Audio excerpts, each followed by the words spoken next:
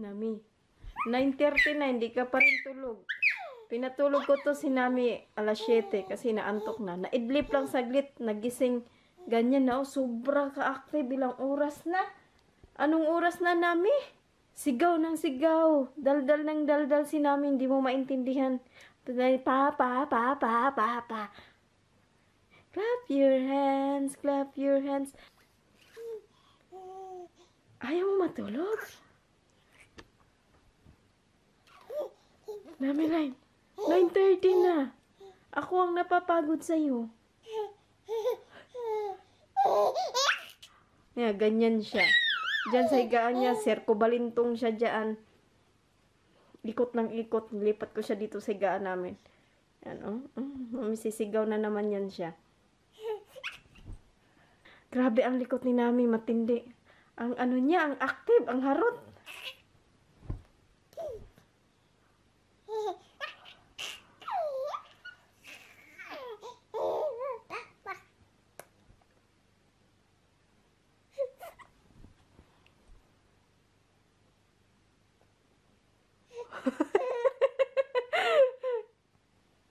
Tulog na, Nami. Nakatitig.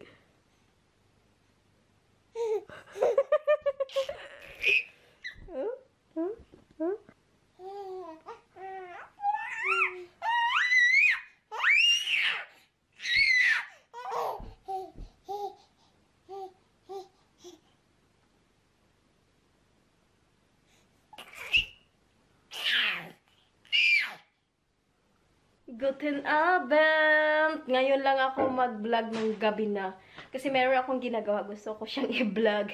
Meron, nag-ano ako ng manok. Kasi bukas, may bisita kami dito.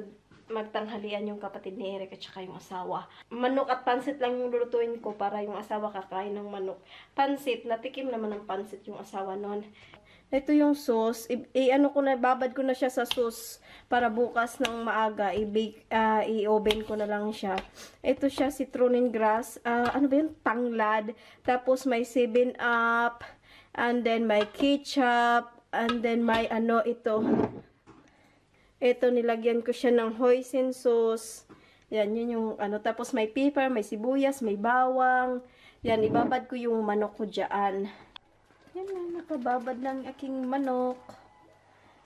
Takpan lang natin para bukas. Guten Morgen! Magluluto na tayo ng aking manok. Ito pa rin suot ko kasi mabaho. Ito sinuot ko kahapon, may amoy na kasi magluluto ako ngayon, maaamoy din. So, binalik ko lang. Iyan na siya. Lagyan lang natin sa oven. Sana masarap to. Tingnan nyo naman yung sahog ng pansit ko. Ang daming karne kasi sabi ni Eric, damihan ko daw yung karne kasi tuwing nagpapansit daw ako, kunti lang daw yung halong karne. Pinalambot ko muna siya. Yan. Palabasin ko muna yung oil niya. Saka ko siya igisa sa sibuyas at saka sa bawang. Binili ni Eric na carrots. Tingnan nyo nung binili niyang carrots, oh.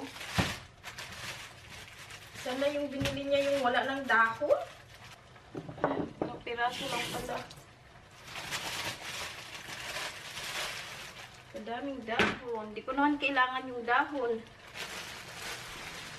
Kita ko sa inyo kung paano ako magpansit.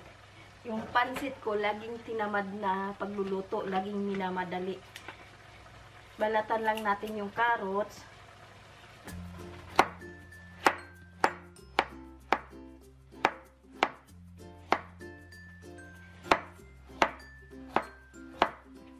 Ganito lang kalalaki yung hiwa ko sa pansit ko. Malalaki din yung hiwa.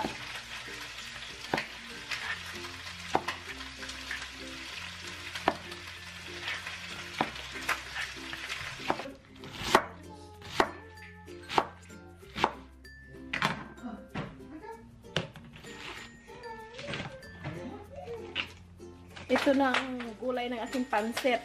Diba? Ang lalaki ng hiwa ng ng carrot. Parang maglalaga lang. Ang lalaki. Okay na yan. Tapos yung karne ko nagtatalsikan. Yung manok ko doon. Ang sakit. Tumalsik sa mata ko yung mantika. Yung hiwa ko sa bawang. Ganyan din kalalaki. Kasi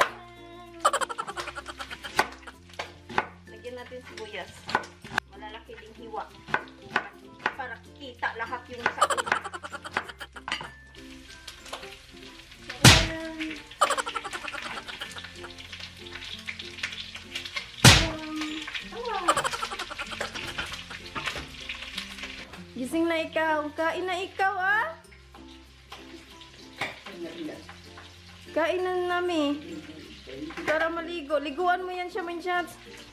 Ayan ang aking manok. Mukhang masarap siya. Ilagay ko na pala ang aking carrots at saka yung bonin ko, beans ko. And then, lagyan natin ng tubig at tuyo. Pakuluin lang natin saglit tapos saan natin ilagay yung noodles. O, diba? Isang kawaling pansit. Wala pa nga yung bihon. Puno na. Haluin lang natin. Open your mouth. Open your mouth. Tanggalin natin yung ito para ilagay ko yung pansit kasi nga masisira yung gulay.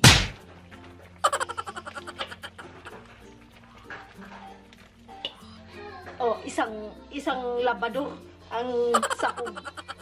Ihalo natin to. Ilagay natin yung bihon dito sa sabaw. Tcharam! Pansan! Ano yung aking pansit? Lalagay na lang natin yung sahog. So, luto na ang aking pansit. Yan ang aking pansit at aking manok. Hello! Guten Morgen! Kahapon nandito nga yung kapatid ni Eric na wala akong video kasi nahihiya akong mag-video sa kanila.